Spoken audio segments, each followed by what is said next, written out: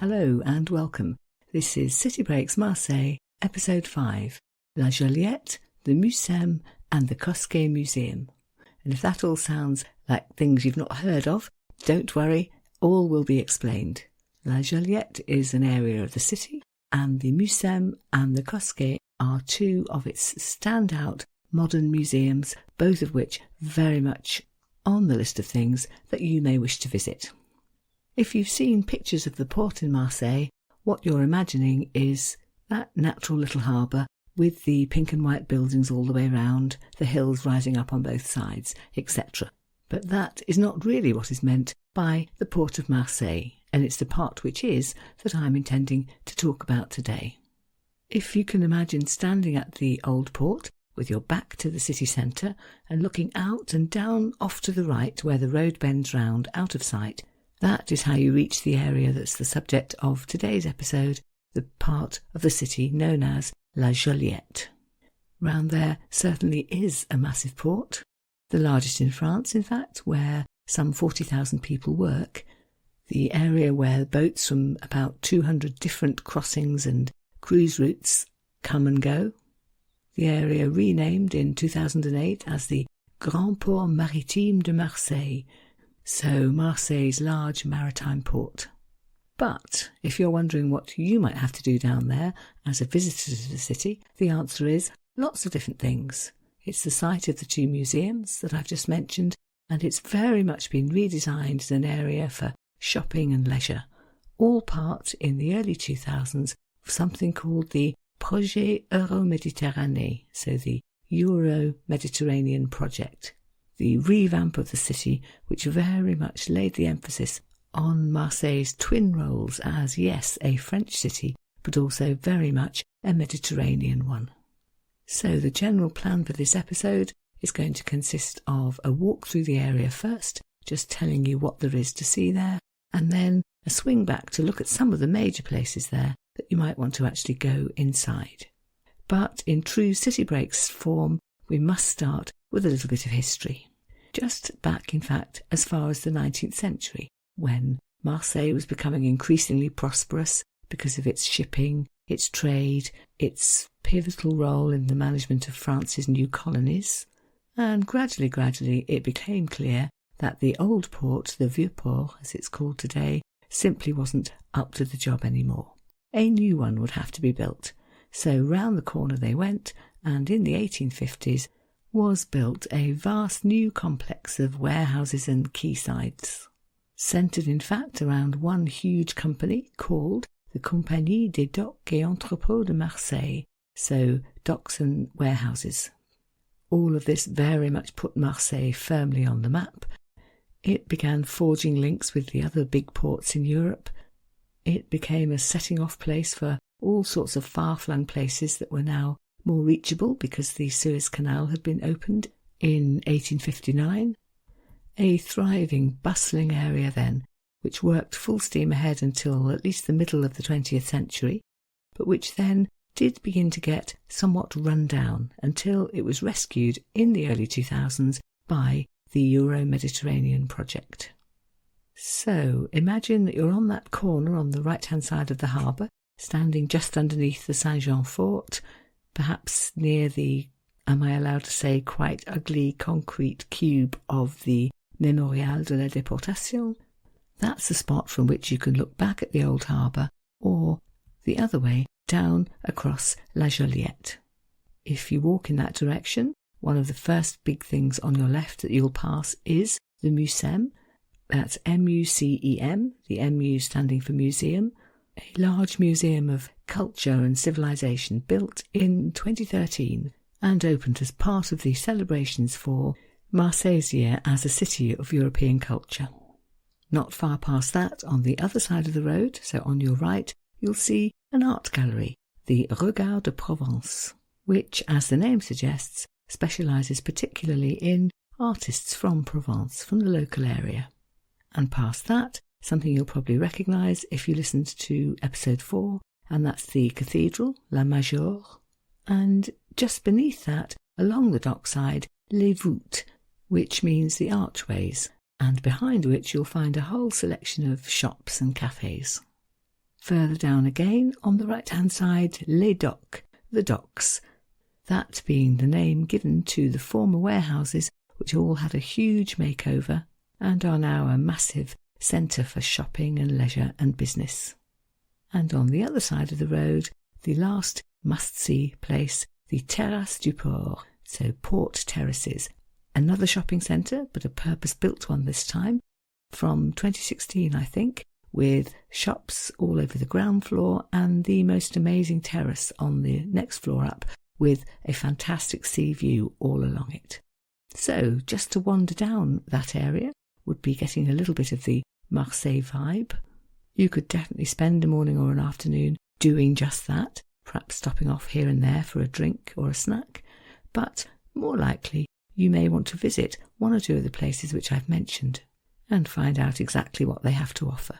So let's run through them then, and I'll tell you what you can expect from each of them.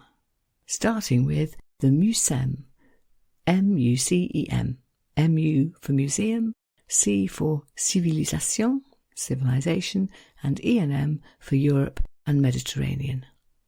So a museum celebrating the culture of this particular area, which is both European and very much Mediterranean. The building itself is quite something. I've seen it described as a jewel of French architecture, designed by an Algerian architect who trained in Marseille, so already at the beginning stage incorporating something from both cultures. You can't miss it. It is a massive cube, 15,000 square metres I think, and covered all over at the outside with a sort of lattice work that really is eye-catching and photogenic. It catches the light, it sets off and is set off by the sea background. It's quite stunning.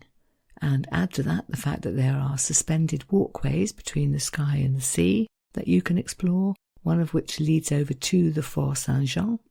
And there are places up there too to sit, sort of poised between sky and sea, on a sun lounger. What could be nicer?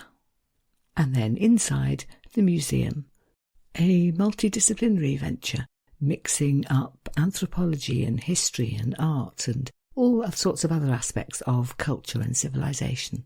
The common thread being that all of it tells you something about the European and Mediterranean aspects of this area. Takes in everything from prehistory to today. I've seen it described as somewhere to explore everywhere from Beirut to Gibraltar and to look at, quote, cultural, social, scientific and political perspectives. There's a permanent collection, artefacts, photographs, etc., arranged in themes, so maybe something on the arts, something on food, something else on religion or sport.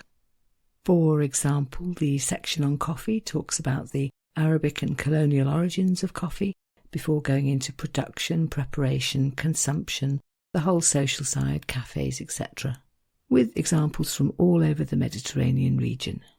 And alongside the permanent exhibition, temporary exhibitions, 2 a year I believe, dedicated to all sorts of aspects of Mediterranean history and culture. One recent one, for example, was called Meze. That word, I think it's Greek or possibly Turkish in origin, for a selection of foods, some hot, some cold, which might be served as a starter to a meal, sort of the Middle Eastern version of tapas, I suppose. So that was obviously an exhibition about culinary traditions from the area. There was another recent one dedicated to the Emir Abdelkader, who was the military and religious leader who founded the state of Algeria and led the Algerians in their struggle against French dominance. They run an annual film festival called the Festival Aflam, featuring films from all over the Arab-speaking world. They also offer workshops and lectures and conferences on all sorts of topics, for example, marine conservation. So it's quite a difficult place to pin down precisely, but as we just think about civilization, Europe and the Mediterranean, and anything which would fit into the part of a Venn diagram where those three things intersect, then you've pretty much got it. Really, it's one of those places where you need to go and see for yourself. Just along the coast from there is the second museum, which I would highly recommend that you visit, namely the Cosquer Cave Museum. because this is a chance to visit, in inverted commas, a reconstruction of prehistoric caves which were found in the Calanque on the coastline just outside the city centre in 1985, and which turned out to be an absolute treasure trove of ancient history and artwork, some of it up to 30,000 years old. It really is quite a story. So, in 1985, one local diver, Henri Cosquer, he after whom the museum is named, who'd already done something like 10,000 dives, I think, in the area, was exploring the Calanque yet again when he came across a cave that he'd never seen before. It was 37 metres down, reached by a very long narrow gallery, 150 metres long apparently, which he swam along to just, see what was at the other end. Pretty intrepid, isn't it? And it was worth it because what he discovered was that it opened up into a little complex of caves on which our ancestors of 30,000 years ago had drawn and painted. Things progressed slowly and carefully. There was a long exploration phase with lots of rules attached to it about how many divers could go down at any one time. I think that was 5. And how long they could spend down there. I think that was 5 hours. And gradually, through this project, which I've seen described as extreme speleology, a phrase I rather liked, was discovered all sorts: caverns, stalactites, stalagmites, the paintings, some 500 examples of cave art, in fact, which researchers decided dated back to 2 distinct periods. So the earliest ones, from around 27,000 BC, were mainly handprints in black and in red, and from then a mere 9,000 or so years later, i.e. around 19,000 BC, more complex depictions of animals and human figures. By the time of their discovery in the 1980s, the caves, which had of course been fully on land originally, were up to 4/5 submerged in seawater, so much more artwork has almost certainly been lost. But what remains is amazing. Lots of animals, particularly horses, but also goats and antelope and deer, one solitary cat apparently, and sea creatures such as seals and jellyfish, and quite a number of great auks. I was never quite sure what an auk was, because I always think they look like penguins, to which apparently they're not that closely related, but I cheered up when I discovered that the French for auk is grand pingouin, so big penguins. So it's not just me. Some works are very simple, handprints, including a child's handprint. Some stylised drawings, so simple outlines of, say, a fish. More detailed ones where the horses have eyes and bristly manes and some evidence of their muscle structure. Some strange composite creatures, so a buffalo with a horse's head, or a horse with horns. Some creatures which seem to be half animal, half human. Many of the figures are drawn in black, using charcoal, so evidence that they were lighting fires inside these caves, and others are in red, believed to have been done using the red mud from the floor of the caves. Some evidence that these prehistoric artists had prepared their surface first, smoothed it down a bit with an implement, or perhaps covered it in some kind of plaster, so they took their artwork very seriously and wanted it to last, which it certainly has. So basically an absolute treasure trove, which up until this date only a few 20th century humans had been able to see. What to do? The caves are pretty inaccessible. It would be too dangerous for most of the public to be able to go down and see them, and also, of course, so precious that conservation factors were really important too. What was decided in the end was that they would build a reproduction on land in Marseille. Divers and scientists advised at every stage of the project. Computer scans were made over several decades, and the long, slow process of 3D mapping the interior of the cave therefore began to take shape, and made it possible to build a reproduction which really would give the rest of us a good idea of what's down there and what it was like to discover them and see them for the first time. They are built exactly to scale, I think slightly smaller than the originals, and the result is that up here in La Joliette you can have an experience similar to that of the very first diver, tour the caves, see the artwork and have it all explained to you. You go down in a lift. You get into something they call an explorer pod, which is a little sort of boat-stroke capsule thing which drives itself and has a commentary, and yes, English commentaries are available, and it takes you through the underground chambers, pointing out the things that are interesting to know more about. It takes between an hour and 90 minutes, I think, and afterwards, at the exit, you come out through the Archaeological Visitors Centre. That's more like an ordinary museum, really.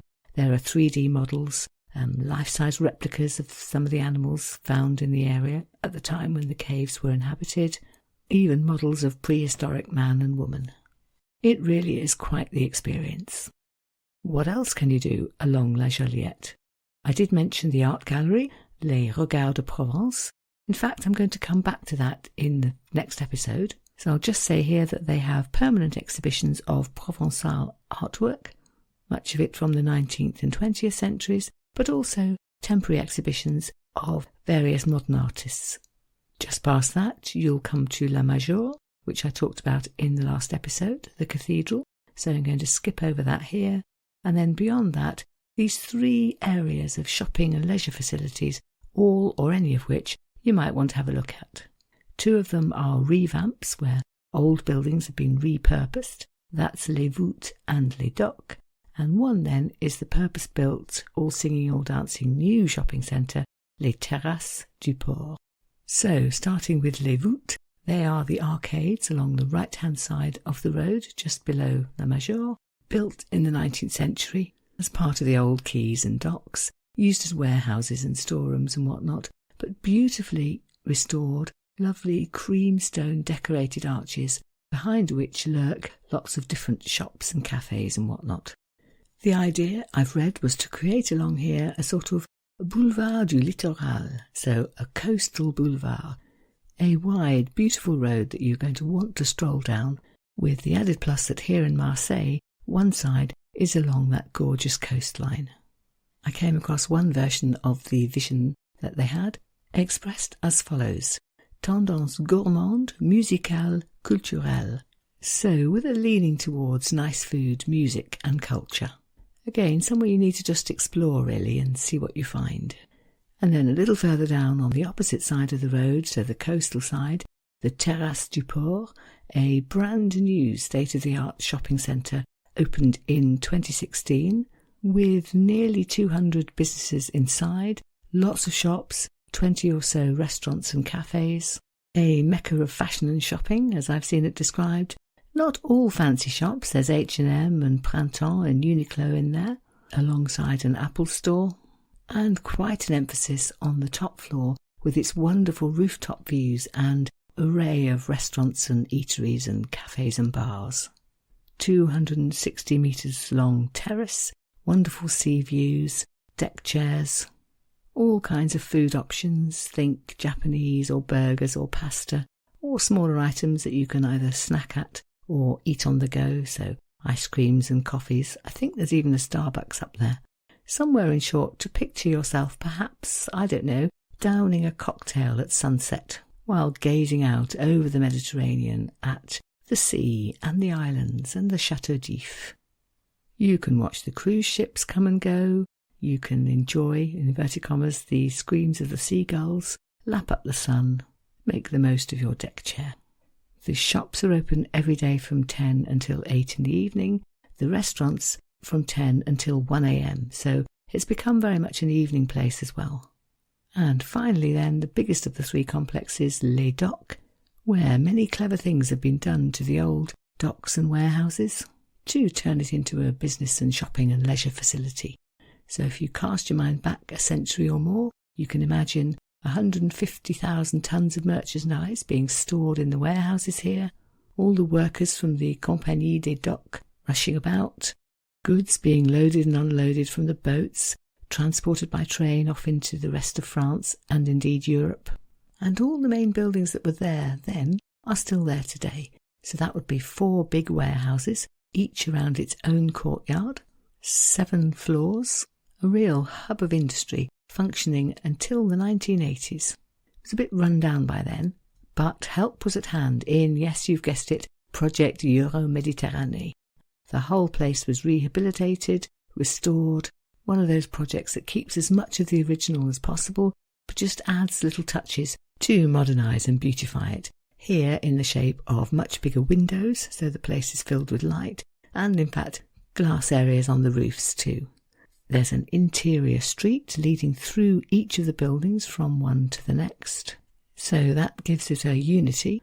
And inside on the ground floor then, all kinds of shops and little art galleries and restaurants. It's airy, it's spacious, there are big modern art frescoes all over the place, little areas with huge pot plants and quirky restaurant terraces, concept stores, including one very Provençal one, which I'll come back to in the shopping episode, I think. But just to give an example, it is an establishment called MX. It belongs to the Pernod Company, so all about a very local, very well-known product. And it's quite hard to pin down. So it is a shop, it is a bar, it is a restaurant. It is an experience space. On the website is the following wording. MX Experience is an experiential, cultural and sensory journey exploring Pernod Ricard France's star spice, aniseed. The MX is a new way of discovering the plant, the history and production of aniseed-based drinks, Marseille and the southern Mediterranean. It's extremely modern in style. Think bright yellow shop fronts, arty displays of Pernod bottles, interactive museum displays, a restaurant all decked out in black, white and lime green. Again, you have to experience it really. Pun, no doubt, intended in the title of the place, MX Experience. So, in summary, this is a place, perhaps more than anything else, to just expect the unexpected. And I think that advice applies not just to MX Experience, indeed not just to Les Docks, but to the whole of the Joliette area. And that brings to a close my exploration of the fourth area of the city that we've looked at. So in addition to the old harbour and the areas of Marseille which rise up on each side of it, Le Panier and the Notre-Dame de la Garde area, there is here La Joliette, where I think you could definitely spend half a day just to wandering, and certainly a whole day if you want to go into one or more of the places which I've described. Now that I've finished with the 4 areas of the city I wanted to cover, we are moving on to new things in the next episode, starting with art in Marseille, when I'm going to come back to La Joliette and have a proper look at the Regard de Provence, talk a little bit about the artists who are featured there and what their work is like, and also go to 2 other galleries, the main one, the Musée des Beaux-Arts, up at the Palais de Longchamp, and thirdly, another one which I have mentioned in passing in a previous episode, because it's in the Le Panier district, and that is the Vieille Charité, another old and beautiful building, repurposed, in this case as an art and conference centre. So I'll be having a quick look at the collections which they keep there. That then is it for today. I hope I've inspired you to include La Joliette on your tour of Marseille, and I hope too that you'll join me again next time for a look at the art of the city. So thank you very much for listening, and goodbye. Alors, un grand merci et au revoir.